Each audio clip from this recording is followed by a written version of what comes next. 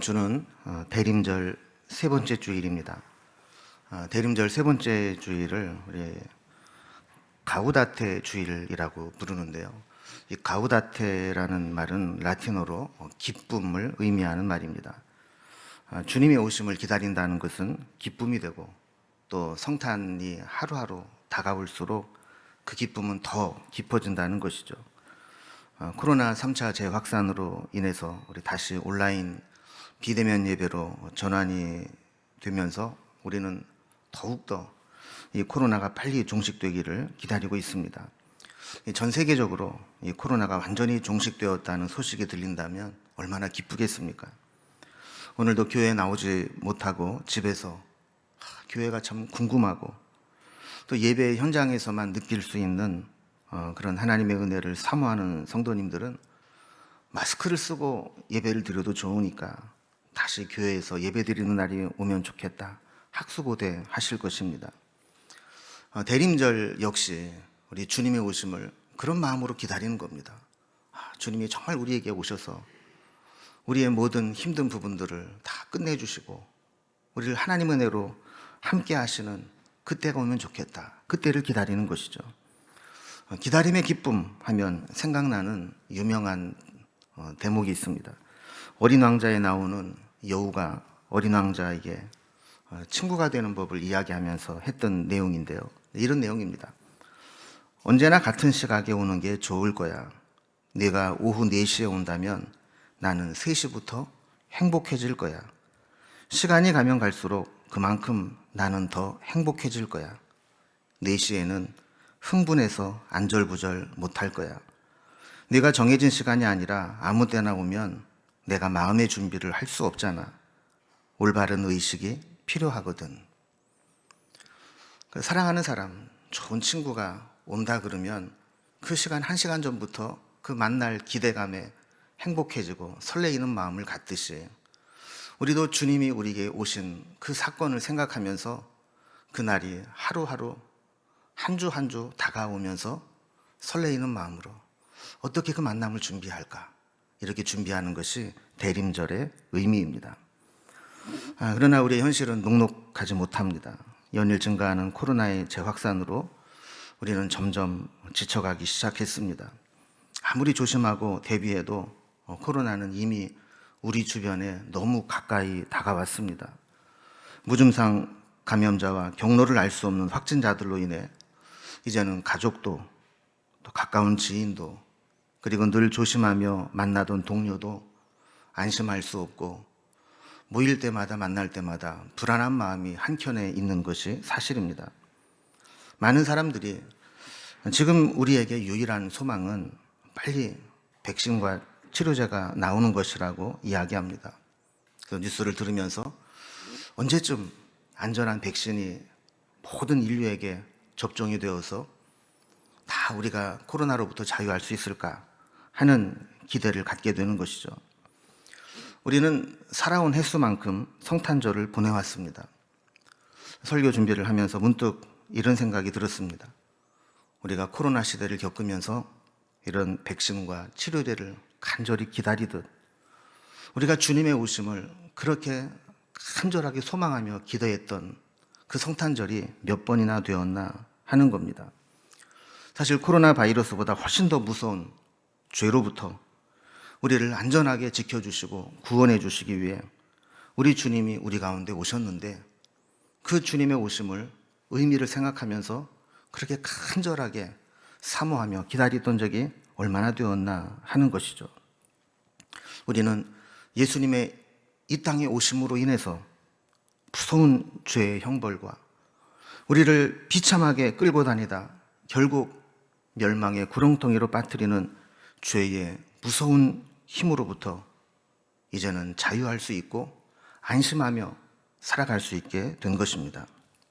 오늘은 주님이 우리 가운데 오심을 좀 교리적으로 좀 살펴보려고 합니다. 그래서 조금 딱딱하게 느껴질 수는 있지만, 또 우리가 지식을 따라 하나님을 사랑할 때 더 깊이 사랑할 수 있듯이 좀 공부하는 마음으로 조금 따라와 주시면 감사하겠습니다. 먼저 우리가 다 읽지 않았지만 요한복음 1장 1절에 보면 이렇게 시작합니다. 태초에 말씀이 계시니라. 이 말씀이 하나님과 함께 계셨으니 이 말씀은 곧 하나님이시니라 그랬습니다. 여러분, 사실 우리 요한복음을 읽으려고 딱 시작을 하면 그냥 쭉 읽으면 읽을 수 있지만 이게 뭔 뜻인지 이해하고 의미를 찾으면서 읽으려면 사실 첫 절부터 이해가 안 됩니다. 도대체 이게 무슨 의미인가? 요한복음 1장은 대단히 신학적인 내용을 담고 있습니다. 흔히 로고스 신학이라고 부르는 내용입니다. 마태나 누가는 예수님의 탄생 기사를 쓰면서 인성의 관점에서 역사적으로 설명을 합니다. 그래서 마리아의 몸에서 잉태되어 아기 예수님으로 태어난 그런 이제 사실적인 성탄을 이야기하죠. 물론 인성을 가진 예수님의 탄생에만 머무를 것을 염려해서 예수님이 오심은 구약의 예언이 성취된 것이다, 또 성령이 개입하신 것이다, 이렇게 설명을 하지만 어쨌든 표면적으로 읽어보면 인성의 관점에서 설명한 것이 맞습니다. 그러나 요한은 예수님의 탄생을 신성의 관점에서 신학적으로 설명합니다. 사실 신성의 관점에서 보면 예수님은 태어나신 것도 아니고 또 성탄절에 오시거나 또 부활절에 떠나가신 것도 아닙니다. 왜냐하면 예수님은 영원 전부터 계셨던 분이고 예수님은 형태만 달랐을 뿐이지 언제나 존재하셨던 분이기 때문에 그렇습니다. 그 예수님이 우리에게 오신 것이 어떤 의미가 있는가? 하나님의 말씀은 단순한 음성이나 소리 에너지 정도가 아니고 하나님 자신을 나타내는 인격체라고 말씀합니다. 그 말씀이 하나님이시라는 것이죠. 그래서 태초에 말씀이 계시니라, 이렇게 표현을 합니다. 그리고 이 말씀은 하나님과 늘 함께 계셨는데 이 말씀은 곧 하나님이다 라고 선언합니다. 이게 아까 읽은 1장 1절의 말씀입니다. 우리 인간이 하는 말은 이렇게 소리로 표출이 되면 파장 에너지로 진동이 되다가 사라집니다. 제가 방금 전에 한 소리들은 어디에 가서 그걸 찾을 수가 없죠. 녹음을 해놓지 않는 이상. 그러나 하나님의 말씀은 하나님과 동일한 인격적인 존재로 하나님이 말씀하시면 그 말씀은 곧 현실로 이루어지고 나타나는 능력으로 표현된다라는 거죠. 그래서 하나님이 말씀으로 천지를 창조하셨다라고 하는 것은 말씀과 하나님이 동일한 존재이기 때문에 하나님이 말씀하신 것은 하나님이 창조하신 것처럼 그대로 효과적으로 나타나게 되었다라는 것입니다. 그래서 말씀이 임하면 우리가 하나님을 만난 것처럼 감동이 되고 그 말씀이 우리의 삶을 변화시키는 능력으로 나타나게 되는 겁니다. 그런데 그 하나님이신 말씀이 우리 인간과 같은 육신의 몸을 입고 오셨다라고 말씀합니다. 오늘 본문 1장 14절에 보면 말씀이 육신이 되어 우리 가운데 거하심에 우리가 그의 영광을 보니 아버지의 독생자의 영광이요 은혜와 진리가 충만하더라, 이렇게 말씀합니다. 자, 말씀이신 하나님이 이제는 육신의 형태로 육신 가운데 우리 가운데 오셨다라는 겁니다. 이걸 우리가 흔히 말하는 성육신, 인카네이션이라고 부르는 말이죠. 말씀으로 존재하시던 하나님이 우리가 볼 수 있고 만질 수 있는 육신의 모습의 형태로 오셨다라는 거예요. 그래서 인카네이션은 라틴어로 무엇 안에라는 의미의 인과 또 육체, 육신을 의미하는 까로라는 이 말의 합성어로 이어진 말입니다. 그러니까 하나님이 육체 안으로 오셨다. 이게 인카네이션이라는 의미인 것이죠. 그 육체 안으로 오신 하나님을 이제는 예전에는 영으로 계신 하나님이기 때문에 육신의 눈으로는 볼 수 없었지만 이제 육체 안으로 오셔서 우리 육신의 눈으로도 볼 수 있는 분으로 오신 하나님, 그분이 바로 예수님이시라는 겁니다. 그 모습을 통해서 우리는 하나님의 독생자의 영광과 충만한 은혜와 진리를 볼 수 있게 되었다. 요한은 이렇게 설명합니다. 또 거하신다라는 그 의미는 성경에서 항상 거한다라는 말은 나그네나 손님이나 여행객처럼 잠깐 다녀가는 게 아니라 한동안 천막을 치고 집을 짓고 함께 살아가는 것을 의미하는 말입니다. 예수님께서도 이 땅에 오셔서 우리와 한동안 함께 계시면서 가르치시고 은혜를 베푸시고 기적을 행하시고 필요한 것들을 채우시고 고치시고 하나님 나라를 전파하시고 이런 일들을 하시면서 함께 사시지 않았습니까? 주님이 지금은 잠시 승천하셔 다시 오실 날을 기다리며 하나님 우편에 계시지만 주님은 항상 우리와 더 오래 가까이 살아가기를 원하시는 분이라는 것이 바로 거하신다라는 의미이고 그것이 성탄의 의미입니다. 예수님이 우리 가운데 오셨다. 그것을 우리 시간적으로 좀 분리를 좀 해보면요. 과거의 시점으로 보면 약 2000년 전 육신의 몸을 입고 오신 첫 번째 성탄을 생각할 수 있습니다. 그리고 현재의 시점으로 본다면 지금도 주님은 우리와 함께 하십니다. 그리고 미래의 관점으로 본다면 주님은 다시 이 땅에 오실 것입니다. 주님의 오심은 이렇게 과거, 현재, 미래에 우리에게 함께 하시고 오시는 그 분을 기다리는 의미가 있다는 것입니다. 뿐만 아니라 예수님의 오심을 형태적으로 분류를 하면 첫 번째로 예수님은 성탄을 통해서 우리가 살펴보듯이 육신의 몸으로 오셨습니다. 인카네이션. 우리와 같은 몸으로 2000년 전에 우리 가운데 오신 것이죠. 두 번째는 성령으로 우리 가운데 오십니다. 예수님이 승천하시면서 또 다른 보혜사를 너에게 보내겠다. 약속하신 그 성령이 바로 예수님을 대신해서 우리 가운데 오시는 겁니다. 세 번째는 말씀으로 오십니다. 아까 1장 1절에서 살펴봤듯이 원래 말씀으로 말씀과 함께 존재하셨던 예수님께서 지금도 우리에게 말씀으로 다가오시는 겁니다. 예수님 자신이 말씀이셨고 또 지금도 그 말씀을 통해 우리에게 다가오시는 것이죠. 그래서 우리 말씀을 들을 때 우리는 주님을 만나게 되고 또 주님이 함께 하심을 느끼게 되는 겁니다. 로마서 10장 17절에 보면 믿음은 들음에서 나며 들음은 그리스도의 말씀으로 말미암았느니라 하신 것처럼 이렇게 말씀이신 주님이 우리 가운데 우리를 만나 주실 때 믿음이 생겨나게 된다는 겁니다. 마지막으로 주님은 성찬 가운데 오십니다. 성만찬에 대해서 여러 가지 해석들이 있습니다. 우리가 원래는 다음 주에 성만찬을 하려고 했는데 좀 온라인으로 바뀌어서 언제 할지 좀 연기가 된 상황이지만 이 성만찬을 통해 주님이 오셨다라는 것이 무슨 의미가 있는가? 지금까지 교회는 이 성만찬을 어떻게 해석하고 이해해왔는가를 좀 간단하게만 정리를 해보겠습니다. 로마 카톨릭에서는 성만찬 시에 떡과 포도주가 그리스도의 살과 피로 실존 양식이 변화된다고 해석을 했습니다. 이것을 화채설.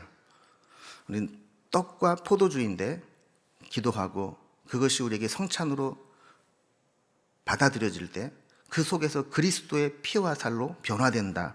이렇게 본 것입니다. 그리고 이 성찬을 통해서 하나님의 은혜가 우리에게 주입된다. 이렇게 보고 있습니다. 그러나 종교개혁가들은 이 화채설을 반대하면서 여러 가지 해석들을 내놓았습니다. 먼저 루터는 떡과 포도주는 성찬을 할 때 그리스도의 피와 살로 변화되는 게 아니라 그것은 떡과 잔, 그 상태로 그대로 있지만 거기에 그리스도의 살과 피의 본체가 연합되어 함께 존재한다. 이렇게 봤어요. 그래서 공제설 그러는데 함께 존재한다는 것이죠.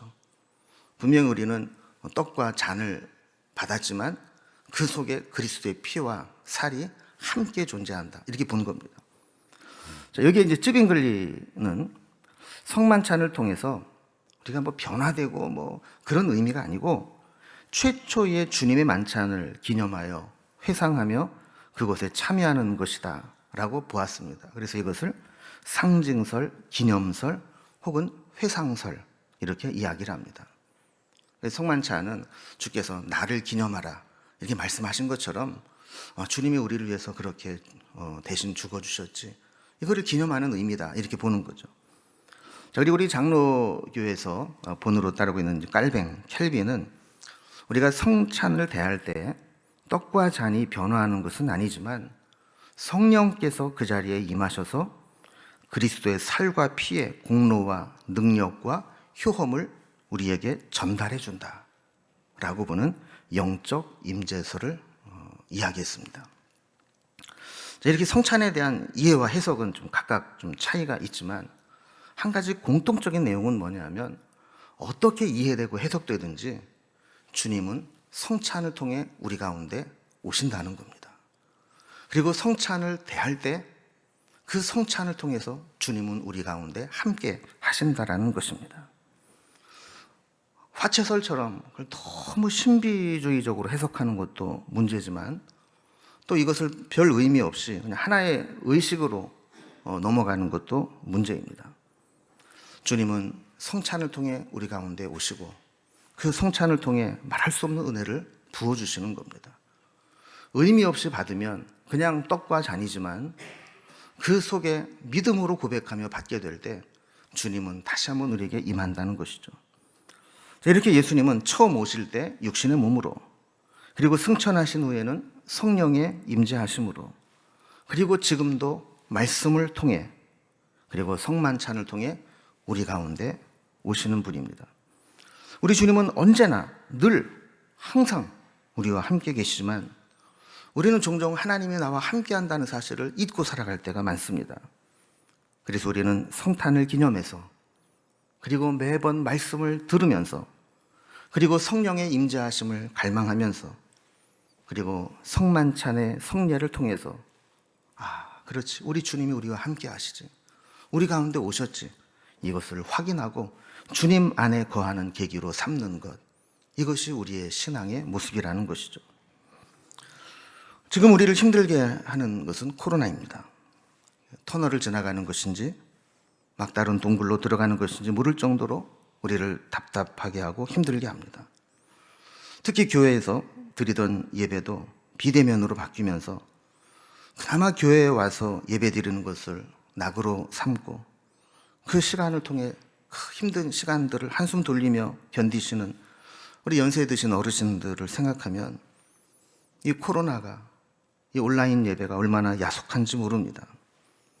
그러나 또 한편으로 생각을 해보면 아무리 몸이 교회에 와서 예배를 드린다 할지라도 하나님의 임재를 느끼지 못한다면 그 예배는 하나님과는 비대면 예배입니다.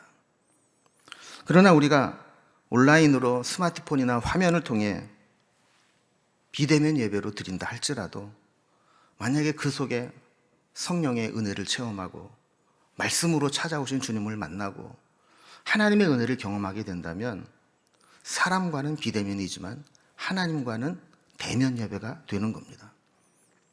저는 교회에서 예배를 드리든 아니면 각 가정에서 온라인으로 예배를 드리든 하나님과는 대면 예배가 되기를 소망합니다. 조금만 더 참고 견디면서 이 시기를 보내면 반드시 몸으로도 영으로도 하나님을 대면하여 예배드린 날이 오게 될 줄로 믿습니다. 우리가 수요일마다 창세기 강해를 하면서 요즘 요셉에 대한 이야기를 살펴보고 있는데요. 지난 수요일 말씀을 전하면서 제 마음속에 한 줄기 빛과 같은 소망을 얻게 된 부분이 있습니다. 애국과 가나안에 있었던 이 7년의 대흉년이 끝이 나고 드디어 요셉이 백성들에게 종자를 나누어 주면서 파종하라고 이야기한 것입니다. 그리고 추수를 하게 되면 5분의 1은 세금으로 바치고 나머지 5분의 4는 너희와 너희의 자녀들이 그것을 먹고 살라고 이야기한 것이죠. 그럼 이게 무슨 얘기일까요?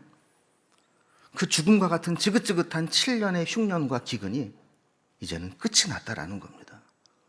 이제는 씨를 뿌려도 그 씨가 자라나서 결실을 거둘 수 있는 때가 온다라는 겁니다. 이 코로나도 언젠가는 끝날 것이다라는 소망을 다시 한번 품게 됩니다. 애굽의 7년 대흉년, 힘든 시간이었지만 그 7년도 지나갔습니다. 코로나도 지나갈 것입니다. 7년이라는 긴 기근의 시간을 보낸 사람들이 살아남기 위해서 경제적으로 바닥부터 다시 시작해야 됐지만 그래도 결과적으로 보면 7년이라는 시간은 지나갔고 그들은 살아남았습니다. 물론 코로나 사태가 다 끝났다고 정식 선언을 하기까지 얼마나 더 시간이 걸릴지, 얼마나 더 힘든 시간을 견뎌야 할지 우리는 누구도 장담할 수 없습니다. 그러나 한 가지 분명한 것은 반드시 이겨낼 것이고 끝나는 날이 온다는 사실입니다. 그때까지 주님의 은혜를 붙잡고 믿음으로 견뎌낼 수 있기를 바랍니다. 코로나 종식까지 얼마나 기다릴까? 어떻게 기다릴까? 다시 시작된 온라인 비대면 시대에 우리는 신앙적으로 어떻게 살아남을까 하는 질문들을 던지며 아직 남은 코로나 시대에 서바이벌 프로젝트를 시작하려고 합니다. 우리가 알다시피 서바이벌이라는 말은 살아남다는 의미 아닙니까? 리바이벌은 리바이블이다 라는 명제처럼 우리가 다시 살아나는 부흥을 경험하려면 다시 성경으로 돌아가는 것이 필요합니다. 말씀을 통해 우리 주님은 우리 가운데 오시고 우리를 만나주시기 때문입니다. 우리는 이 서바이벌 프로젝트 소그룹으로 진행을 하기 위해 여러 가지 준비해 왔습니다. 이제 새해부터 소그룹 모임을 서바이벌 프로젝트라 명명하며 말씀과 기도로 이 코로나 시대와 죄로 물든 세상을 함께 이겨내려고 합니다. 주일에 교회에 잠깐 와서 예배드리고 가는 것으로는 우리의 영적 체력을 강하게 만들 수가 없습니다. 매일 말씀과 기도로 주님과 함께 동행하고 또 이것을 돕기 위해서 소그룹의 모임을 새롭게 시작하려고 합니다. 방법은 간단합니다. 각자 신청한 소속된 소그룹의 특성과 미션대로 말씀과 기도 생활을 하면서 주님과 동행하다가 일주일에 한 번 나눔의 시간을 갖는 겁니다. 교회에서 소모임이 가능해지면 대면 모임으로 모일 것이고 또 요즘처럼 코로나로 인해 소모임이 불가능할 경우에는 카톡 단톡방이나 줌이나 미트와 같은 영상 모임을 통해 나눔을 갖게 될 것입니다. 우리 교역자들이 각 모임을 섬기도록 배정을 다 했고 우리 장로님들이 한 파트씩 맡아서 그룹을 인도하실 것입니다. 일방적인 설교나 강의 형식이 아니라 가능하면 받은 은혜를 나누는 형식을 택할 것입니다. 그래서 소그룹 리더도 퍼실리테이터라는 개념으로 인도를 하게 됩니다. 이 퍼실리테이터라는 말은 촉진자라는 말이고요. 회의나 교육 진행을 원활하게 이루어지도록 돕는 역할을 하는 자라는 의미입니다. 진행을 하면서 소수가 너무 말이 많이 하거나 목소리가 커지면 그것을 좀 절제시키는 역할을 하기도 하고 너무 소극적으로 참여하지 않는 자들에게는 적극적인 참여를 할 수 있도록 기회를 주는 것이죠. 또 모임 시간과 마치는 시간에 시간을 관리하고 이야기의 전체 흐름이 딴 길로 빠지지 않도록 진행과 분위기를 돕는 역할을 하는 겁니다. 모든 성도님들이 하나 이상의 소그룹에 모두 참여하여 은혜를 나누며 코로나를, 이 시대를 이겨낼 수 있기를 바랍니다. 이제 개설되는 소그룹들을 소개를 다시 한번 해드립니다. 우리가 어제 그 의미를 좀 살리고 또 탁 눈에 들어오는 이름을 지어보려고 고민을 참 많이 했습니다.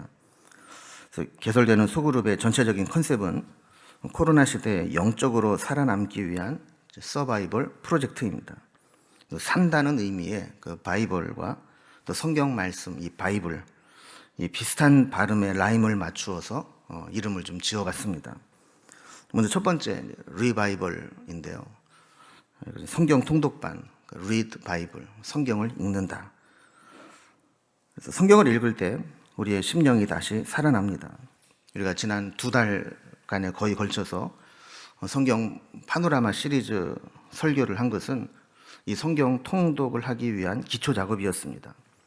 많은 분들이 성경을 통독하시는데 제가 조금 진지하게 물어보면 근데 그 성경을 읽으면서 무슨 뜻인지 이해는 잘 되세요? 이렇게 물어보면 대부분이 잘 몰라요. 그냥 읽는 거죠. 성경 통독한다는 데 의미가 있는 거지 그거 뭐 다 알고 있습니까? 이렇게 이야기하시는 분들이 많아요. 그래서 성경의 전체적인 큰 그림과 연대적 흐름을 이렇게 공부를 우리가 해왔지 않습니까? 그래서 이제 이런 것들을 배경으로 해서 성경을 읽게 되면 더 깊이 이해가 되는 겁니다. 신구약 성경 전체가 1189장이니까 우리가 100일 동안 성경을 다 읽으려면 매일 12장씩 읽으면 100일 안에 이 성경을 전체를 통독을 할 수 있게 됩니다. 그리고 흐름을 이해하려면 성경을 연대 순으로 재배열해서 읽을 필요가 있습니다. 그래서 이 리바이벌 팀에 들어가신 분들께는 교회에서 한 주간 동안 읽을 분량을 정해주고 총 15주가 되거든요. 이때 한 주간 동안 읽는 분량에 성경의 어떤 내용인지에 대해서 안내하는 영상을 만들어서 그 단톡방에 공유를 하게 되면 그것을 보고 한 주간 동안 읽을 분량을 읽으시면 됩니다. 두 번째 조는 이제 서바이벌, 라이트 바이블인데 성경 쓰기반이에요. 써 바이블이라는 뜻이죠. 성경을 이제 필사를 하려면 일단 본문을 읽어야 되고 쓰기까지 머릿속에 담아두어야 되고 그리고 쓰면서 또 다시 한번 확인을 해야 됩니다. 그래서 그냥 읽을 때는 간과하고 넘어갈 수 있는 내용들이 성경을 직접 써보면 한 글자 한 글자 의미를 되새기면서 더 세밀하게 말씀을 대할 수 있습니다.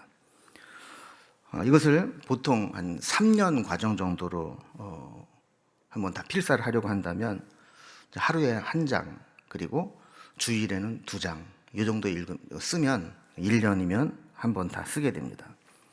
성경을 필사하시는 분들은 대부분 그냥 막 쓰는 게 아니라 3년 동안에 걸쳐서 작정 기도하는 내용들을 정합니다. 쓰기 전에 그 작정하는 기도의 제목들을 함께 기도하고 그리고 성경을 쓰고 또 쓰면서 받은 은혜를 나누고 이렇게 되는 것이죠. 서바이벌 팀에서는 성경을 쓰면서 받은 은혜를 나누고 진도에 맞춰서 잘 써내려가고 있는지를 확인을 할 겁니다. 교회에서는 어떤 용지를 선정할 것인지 다 쓰고 났을 때 어떻게 재본할 것인지 안내해 드릴 것입니다. 세 번째는 큐 바이블, 큐티 바이블의 약자인데요. 성경의 파노라마 시리즈 설교를 하기 전에 기억하실지 모르겠는데 말씀 묵상 시리즈 설교를 했습니다. 이 시리즈 설교 역시 소그룹 큐 바이블을 위해 준비한 겁니다. 말씀 묵상을 또 큐티라고 부르지 않습니까? 큐티의 앞자를 따서 큐 바이블이라고 했고 또 우리가 무엇인가를 새롭게 시작할 때 큐 사인을 주지 않습니까? 그래서 새롭게 말씀을 묵상하면서 시작한다 의미로 이제 큐 바이블 이렇게 정해보았습니다. 저희 교회에서는 말씀 본문을 매일 성경 본문으로 큐티를 하고 조별로 나눔을 갖게 될 텐데 교회에서는 매일 새벽 기도회와 또 금요 기도회까지 매일 성경 본문에 맞추어서 진행을 하기로 했습니다. 그래서 벌써 한 달여 동안 지금 새벽 기도 본문이 매일 성경 본문으로 계속 이어지고 있고 또 최근에는 이제 금요 기도회 역시 토요일 새벽 본문으로 이어지고 있죠. 그래서 여러분들은 개인 묵상 전이나 후에 교회에서 유튜브로 올라오는 이 영상들을 이렇게 확인을 하시면 묵상을 하는데 도움이 될 것입니다. 네 번째 조는 쉐어 바이블, 그래서 말씀을 나눈다. 그래서 설교 나눔 반입니다. 우리가 작년에 코로나 전에 오후 예배 후에 모이는 소그룹에서는 그 주간, 그 주일에 설교 말씀 내용을 정리하고 몇 가지 질문들을 통해서 느낀 점들을 말씀을 나누며 되새기고 적용하는 시간들을 가졌었는데요. 그래서 나눈다는 의미로 설교를 또 하는 게 아니라 내가 그 오늘 설교를 통해서 내가 뭘 깨달았다, 내가 뭘 적용하고 이렇게 살아야 되겠다 결단한 부분들을 함께 나누는 겁니다. 그래서 교회에서는 설교 나눔을 위한 질문들을 제공을 해 드릴 것입니다. 함께 나누다 보면 내가 미처 깨닫지 못했던 것, 또 나는 크게 중요하게 여기지 않았는데 다른 분들은 그걸 통해서 정말 의미 있게 받아들였구나, 이런 걸 통해서 다시 한번 이 설교가 되살아나는 은혜의 시간이 됩니다. 마지막 다섯 번째는 이제 기 바이블입니다. 중보기도 반인데요. 이거 이름 짓는데 엄청 시간이 오래 걸렸습니다. 다른 반들은 다 이 바이블 성경으로 하면 되는데 이건 기도가 위주가 되는 거라 이거를 따로 해야 되나 아니면 계속 라임을 살려야 되나 고민을 하다가 기도만 하면 사람이 이상해질 수 있으니까 성경도 봐야 되겠다. 그래서 기 바이블로 그냥 가자 이렇게 정했습니다. 기도해야 기가 삽니다. 그래서 기도와 성경을 합해서 기바이블 이렇게 정했고요. 교회에서는 매주마다 우리 중보기도반 기바이블 팀의 전체 기도 제목을 함께 나눌 겁니다. 그래서 이러이러한 제목으로 기도해 주십시오. 그래서 좀 이 세상을 위해서, 또 우리 교회를 위해서, 또 우리 교우들을 위해서, 그리고 또 여러 가지 중보기도의 제목들을 함께 나누고, 그리고 또 그 모임 멤버들이 또 나는 이런 기도 좀 함께 해주십시오 이렇게 요청을 하면 이제 그런 부분들을 나누어서 기도를 할 것입니다. 그리고 모임에 어떤 찬송을 부르고 또 말씀은 어떻게 말씀을 함께 묵상할 것인지 이것도 제공을 해 주실 것입니다. 이렇게 해서 우리 5개의 조로 편성이 되어서 교회에서는 여러분들이 그 조를 통해서 신앙적으로 하나님께 더 가까이 가고 또 말씀으로 오시는 그 주님을 만나고 또 성령의 임재하심을 느끼도록 최선을 다해 여러분들을 도울 것입니다. 여러분들도 그냥 주일날 하루 예배 드리고 가는 것으로 만족하지 마시고 매일매일 내가 어떻게 주님과 동행하며 살 것인가, 이 코로나 시대에 어떻게 내 영혼이 죽지 않고 서바이벌 할 수 있을 것인가, 이걸 생각하면서 이제 마지막 한 번 더 신청을 해 주시고, 이제 내년 첫 주부터는 요 조별로 우리가 대면에서 오프라인으로 못 모이더라도 온라인 카톡 단톡방을 통해서라도 그 모임을 시작을 할 겁니다. 그래서 여러분들이 이제 말씀과 기도 가운데 성령의 은혜로 늘 주님과 동행하시고 주님을 만나고 주님이 주시는 힘으로 이 힘든 시간들을 잘 견뎌내고 이겨내고 생존에 남는 그런 은혜가 있기를 주님의 이름으로 기원합니다. 기도하겠습니다.